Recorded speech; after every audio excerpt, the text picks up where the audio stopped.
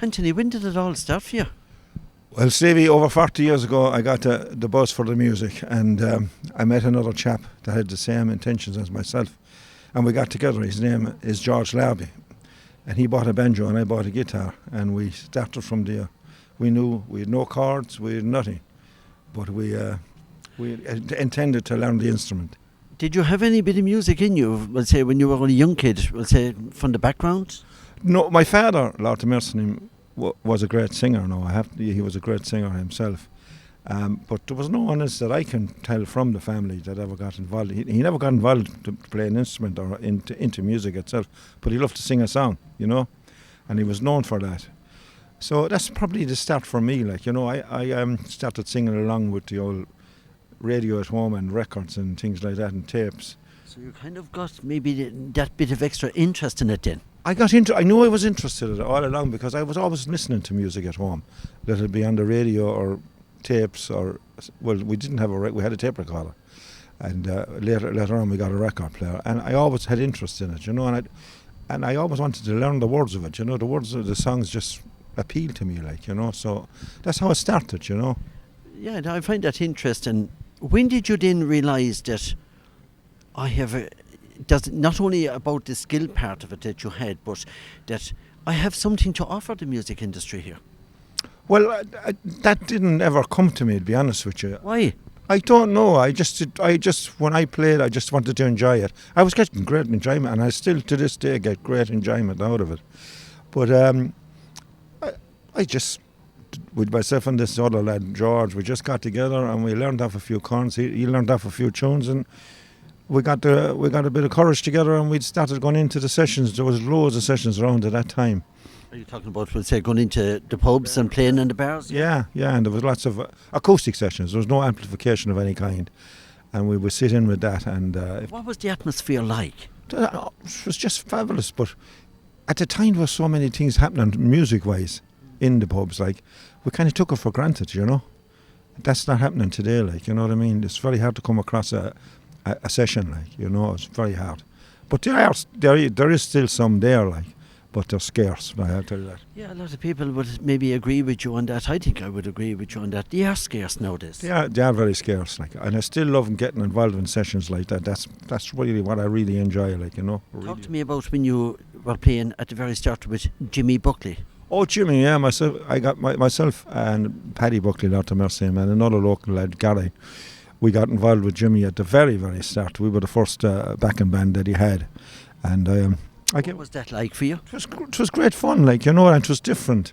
And but the one thing I didn't like about it was the travelling. The travelling was, to me, it was horrendous. Would you not be a person, we'll say, to do long distance travel or anything like that? You'd prefer to stay local, maybe? I like the local scene, and the long thing just doesn't appeal to me. It just doesn't appeal. I mean, driving for 2 or 3 hours, that was considered average, that at that time. And there was no motorways, there was none of that carry on, it was all bad old roads or just a main road. But look, we always got there safely anyway, that's the name of the game. And even back to, we'll say you were just talking there about playing with Jimmy Buckley when he started out. Look where Jimmy Buckley is today, isn't that amazing? Oh, Jimmy is great. Jimmy is doing the business. He's a very busy man, and I fair play to him because I always felt that he could do it. Oh, he's doing it today. Yeah, and we're still great friends. We contact each other not very often, but now and again. You know what I mean. We just tip away. Talk to me about a gentleman that has passed on to his eternal reward. You mentioned him there a few moments ago. Paddy Buckley from Canhays Park. Paddy and myself, we got together. Just the two of us, and we had a two-piece thing going, and we called ourselves QE2. But where that name came from, it must have been Paddy. I won't ask you where did it come from.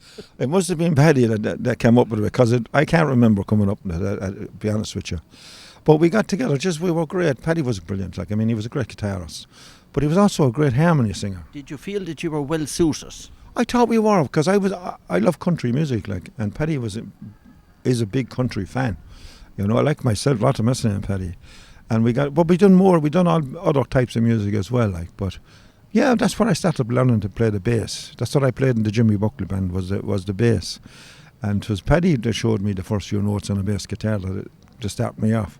So we worked together for a few years. Yeah, we done well, you know. There was one thing I noticed about Paddy. He had a very unique style of the way he used that guitar. He used to Paddy was left-handed, but Paddy didn't do what the normal procedure to do was to restring the guitar for a left-handed player. He just turned the guitar upside down and started playing it. You know how he done that? I don't know. Yeah, I'd like to maybe just kind of look at that again and ask myself, how could he manage it? Not managing it, but managing it so well, like, you know what I mean? You say, how's he doing it? The only other guitarist that I know that does it that way was a guy by the name of Jimi Hendrix, and he was a fabulous guitar player as well, like, you know. Oh, Paddy could play it on the guitar, like, you know. He was great, you know. But is it true to say that Paddy was one of a kind? One of a kind, and I have to tell you this story before, because I used to go to Doolin at that time. I still go to Doolin, but I used to go regularly. And I love it's a great music place, isn't it, Doolin? It's brilliant, and I love the trad as well. But I love all music. But we went down this New Year's Eve, the two of us anyway, and we went to a pub called McGann's, and we were inside the pub, and I was known because I was going down on a regular basis. So I went up, and they asked me up to sing a song, and I sang a ballad. So then I said, Paddy might sing a song, you know.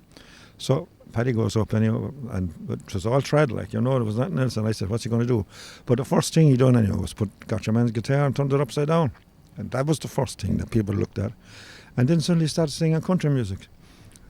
Well, Were they amazed?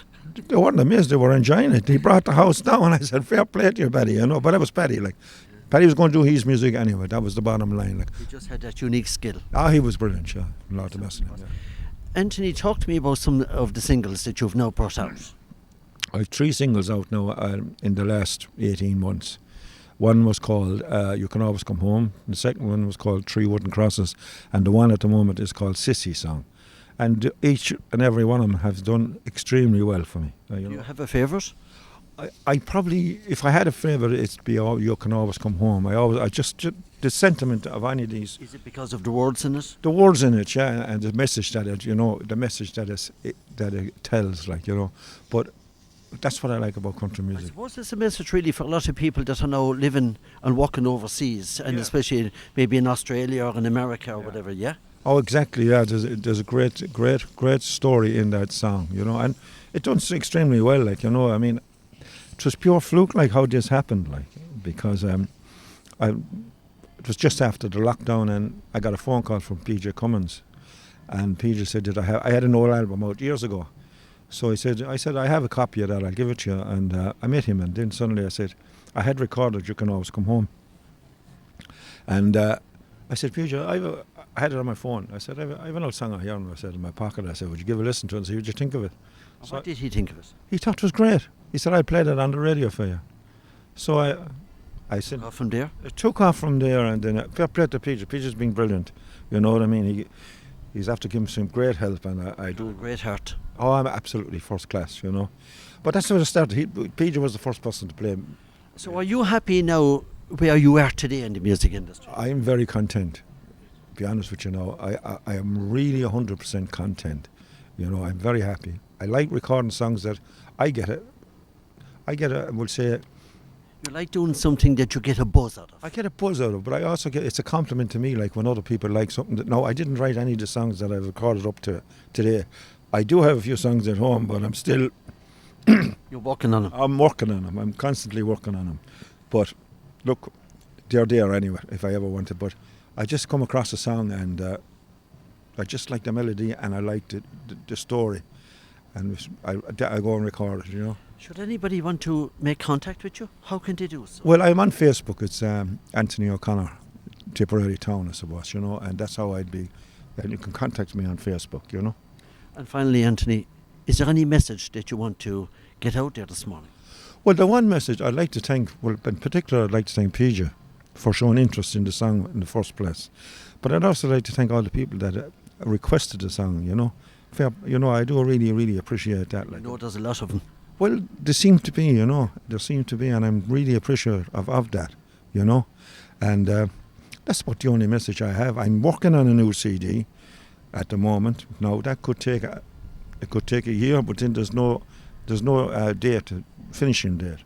You know, it's just down to whenever I come across something that I like. Anthony, it's been a pleasure speaking to you. And Stevie, thanks very much. I really enjoyed it. It's always a pleasure speaking to this man. It is Anthony O'Connor. We also would like to thank PJ Cummins, who is on sound and camera. And not only that, but the beautiful surroundings, as you can see just back behind us. Here, we're out in Ballakistine this morning. It's a wonderful hotel, and again, it's well worth a visit. We will talk to you again very, very soon here on tipperarytown.ie.